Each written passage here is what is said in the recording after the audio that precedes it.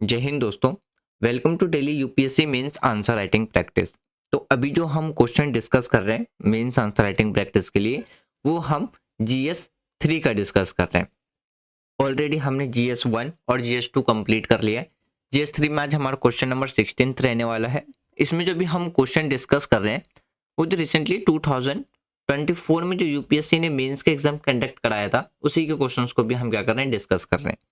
जैसे ही हमारा ये सीरीज कंप्लीट हो जाएगा, तब इसके बाद हम 2025 के लिए प्रीलिम्स के लिए एमसीक्यू को क्वेश्चन जो प्रैक्टिस है और रिवीजन वो स्टार्ट कर देंगे। तो इसमें जो मेनली जो भी टॉपिक होगा या जो भी चैप्टर होगा वो हम एमसीक्यू के फॉर्म में क्या करेंगे, रिवाइज करते चलेंगे वो 2025 के लिए।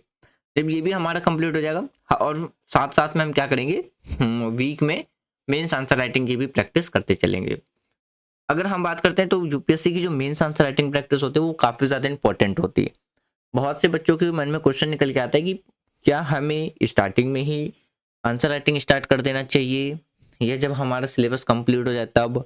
तो देखिए, आपको ज़्यादा दिमाग लगाने की ज़रूरत नहीं है। आप प्रिपरेशन स्टार्ट कर रहे हैं तो सबसे पहला जो बेसिक चीज़ है वो आपके पास सिलेबस होना चाहिए फिजिकल फॉर्म में।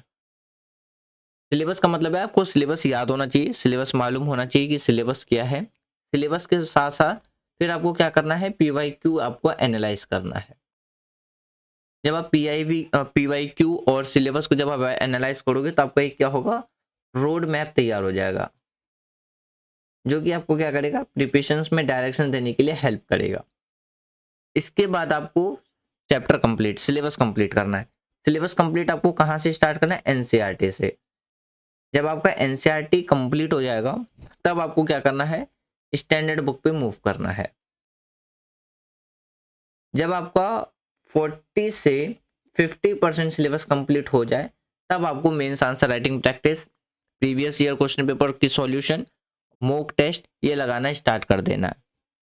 देखिए, इंपॉर्टेंस की बात करते हैं तो देखिए, अगर हम यूपीएससी की बात करें तो उसमें मिनिमम यानी कि जो क्वेश्चन पूछे जाते हैं वो 20 क्वेश्चन पूछे जाते हैं। 1 से लेकर के जो 10 तक क्वेश्चन होता है उसमें हर एक क्वेश्चन आपको कितने वर्ड में लिखना होता है, 150 वर्ड में लिखना होता है। 11 से लेकर के 20 तक जो क्वेश्चन पूछा जाता है वो पूछा जाता है 150 नंबर का आंसर लिखना होता है 10 मार्क्स का, और 250 वर्ड का जो होता है वो आता है आपका 15 नंबर का। तो मतलब इन शॉर्ट आपको लॉन्ग आंसर लिखने होते हैं और काफ़ी ज़्यादा इफेक्टिव आंसर लिखने होते हैं। तो इसीलिए आपको इफेक्टिव आंसर लिखने के लिए ज़रूरी होता है कि आप मेंस आंसर राइटिंग प्रैक्टिस करें। आप एक दिन का डेली टारगेट बना लीजिए। अगर आपका 40 से 50% सिलेबस हो चुका है तो आपको एक दिन में मिनिमम 2 आंसर राइटिंग प्रैक्टिस करनी ही करनी है। पहला करना है जीएस का, दूसरा करना है ऑप्शनल का। ऑप्शनल भी आपको साथ में लेकर के चलना है। प्रीलिम्स के लिए आपको डेली मिनिमम 30 एमसीक्यू अब लगाने स्टार्ट कर देने हैं, जिसमें से मिनिमम 10 एमसीक्यू होने चाहिए आपके सी सेट के, जो कि सिर्फ आपको क्वालिफाइंग पेपर है, और 20 क्वेश्चन होने चाहिए इसके जनरल स्टडी के। ये आप डेली के टारगेट में आप फिक्स कर लो, अगर आप 2025 में प्रिपरेशन देना चाहते हैं, मतलब 2025 में अगर आप एग्जाम देना चाहते हैं तो देखिए, आज का जो क्वेश्चन है ये पूछा गया है, एक तरीके से आप इसको देखोगे तो फिजिकल ज्योग्राफी से ये क्वेश्चन पूछा गया है। फिजिकल ज्योग्राफी का ये क्वेश्चन है। क्वेश्चन पूछा क्या है, सबसे पहले इसमें आपको बताना है कि जो एस्ट्रॉइड्स हैं वो क्या होते हैं, वो किस तरीके से आज के टाइम पे एक रियल थ्रेट, मतलब एक खतरा बना हुआ है, जिसकी वजह से किसके लिए, जो भी लाइफ एग्जिस्ट करती हैं उनके लिए। दूसरा क्वेश्चन ये बताना है।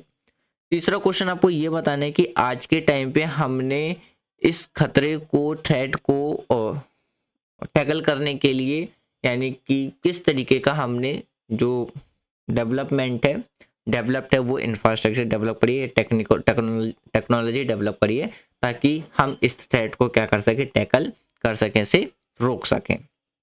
यानी कि ऐसे कौन सी रणनीति हमने बनाई है कि ऐसे खतरे को हम क्या कर सकें, विध्वंस कर सकें, खत्म कर सकें। तो 3 क्वेश्चन पूछे गए और आपको क्या है, 250 वर्ड में इसको एक्सप्लेन करना था। देखिए, यूपीएससी की मेंस के एग्जाम में आपको अगर हम बात करें ना, तो मात्र 7 मिनट आपको मिलता है, कितने, एक इफेक्टिव आंसर लिखने के लिए। इसी 7 मिनट में आपको क्या करना है, क्वेश्चन भी समझना है और एक इफेक्टिव आंसर भी लिखना है। तो आप ये जो सबसे बड़ा चैलेंज, आप तभी इसको सॉल्व कर पाओगे, टैकल कर पाओगे, जब आपकी आंसर राइटिंग पे आपकी प्रैक्टिस काफ़ी अच्छी होगी।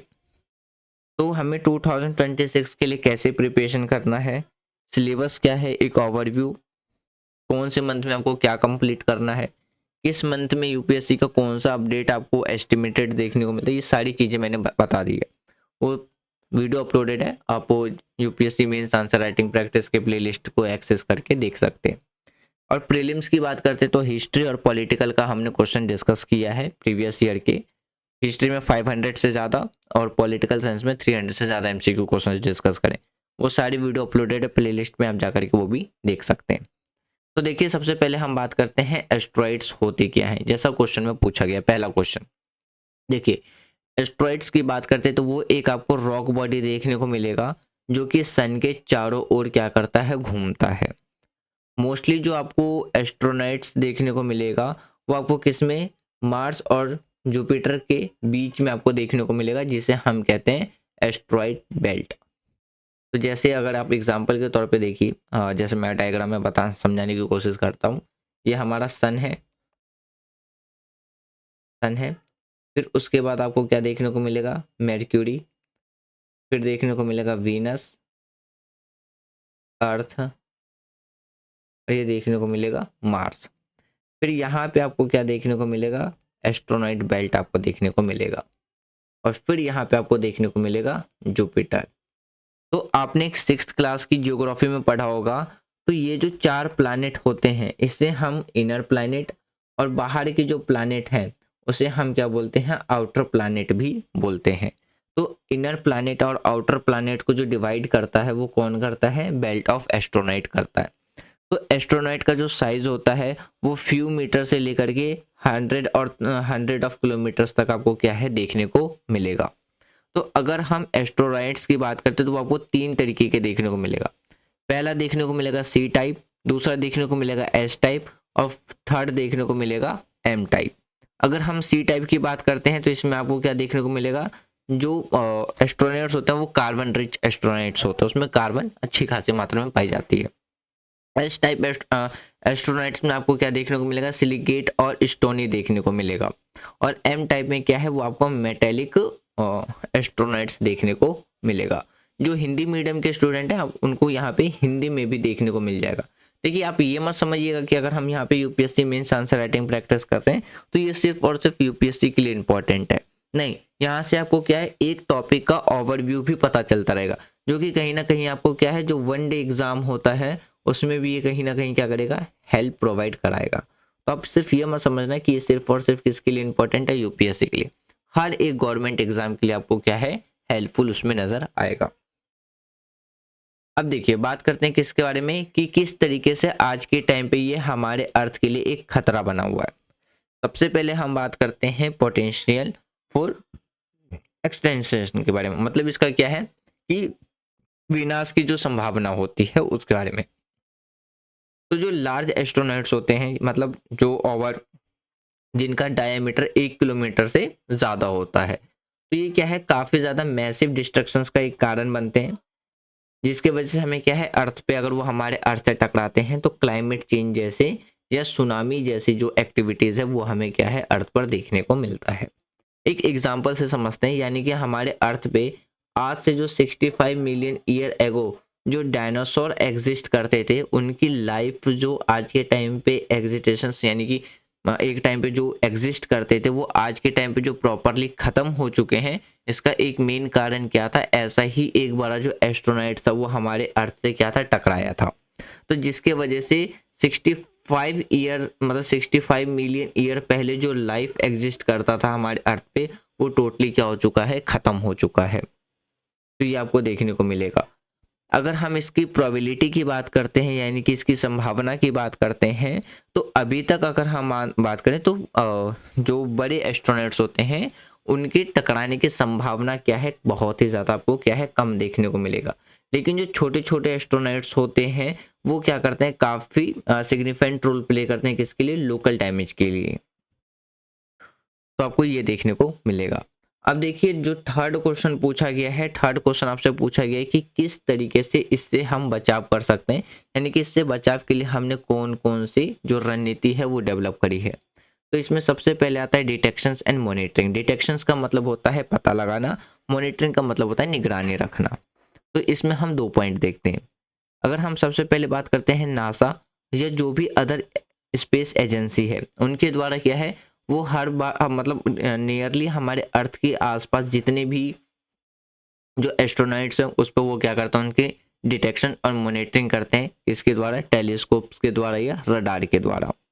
तो जैसे नासा के द्वारा एक प्रोग्राम भी लॉन्च किया गया था, प्लानिटरी डिफेंस यानी कि कोऑर्डिनेशन ऑफेंस। इसका मेन ऑब्जेक्टिव क्या था, यानी कि जो मेन उद्देश्य है वो क्या है कि जो भी खतरे हैं हमारे अर्थ से, जो एस्ट्रोनॉट्स को टकराने के जो खतरे हैं उसको क्या करना, उसको रोकना, उसको पहचान करके उस पर काम करना, ये आपको देखने को मिलेगा प्लानिटरी डिफेंस कोऑर्डिनेशन ऑफेंस का।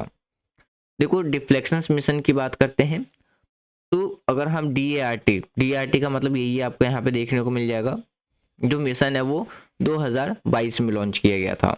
तो नासा के द्वारा सक्सेसफुली टेस्ट किया गया था कि वो किस तरीके से डिफ्लेक्टिंग कर सकते हैं जो भी एस्ट्रोनॉट्स के द्वारा क्रैश किए जाते हैं या किसको, स्पेस क्राफ्ट को। मतलब क्या देखिए नासा के द्वारा जो 2022 में DART ने क्या है एक सक्सेसफुली टेस्ट किया था, जिसमें क्या था कि जो स्पेस क्राफ्ट थे, स्पेस क्राफ्ट को एस्ट्रोनॉट से टकरा करके उसे क्या उसकी जो दिशा थी, डायरेक्शंस थी, वो क्या थी, बदल दी थी। तो इन फ्यूचर अगर हम बात करते हैं जो परमाणु इक्विपमेंट्स हैं, यानी कि परमाणु इक्विपमेंट्स, या अगर हम ग्रेविटी ट्रैकर की बात करते हैं, जैसी टेक्नोलॉजी का यूज़ करके हम क्या कर सकते हैं, जो एस्ट्रोनॉट्स हैं उसका या तो हम डायरेक्शन चेंज कर सकते हैं या उसको वहीं पे हम डिस्ट्रॉय कर सकते हैं, ये आपको देखने को मिलेगा। अगला जो पॉइंट आपको देखने को मिलेगा वो देखने को मिलेगा ग्लोबल कोऑपरेशंस, यानी कि जो वैश्विक सहयोग है। तो इसमें कोलैबोरेशंस देखने को मिलेगा, जो अलग अलग कंट्रीज होती हैं और जो स्पेस एजेंसीज होती हैं वो इसमें क्या करती हैं, अपना जो कंट्रीब्यूशन है वो मतलब अपना जो कंट्रीब्यूशन है वो उसमें इम्पोर्टेंट रोल प्ले करती है, किसके लिए, जो भी मॉनिटरिंग है या रिस्पांस जो भी उनकी स्टेजेस है उसके लिए आपको देखने को मिल जाएगा। तो देखिए फ्रेंड्स, अकॉर्डिंग टू क्वेश्चन जो इंपॉर्टेंट पॉइंट्स हो सकते थे वो हमने डिस्कस कर लिया। आपको लगता है कि इसके अलावा और भी कुछ इंपॉर्टेंट पॉइंट्स हो सकते थे, आप बिल्कुल कमेंट बॉक्स में बता सकते हैं। कोई भी सजेशन है आप वो भी दे सकते हैं वीडियो के रिगार्डिंग में, या कोई भी न्यू स्टूडेंट को अगर कुछ सजेशन देना चाहते हैं कि वो अपनी प्रिपरेशंस किस तरीके से कर सकते हैं इफेक्टिव तरीके से, तो आप कमेंट बॉक्स में बता सकते हैं। इससे क्या होगा, एक न्यू स्टूडेंट को गाइडेंस मिलता रहेगा। Thanks for watching friend, take care, जय हिंद।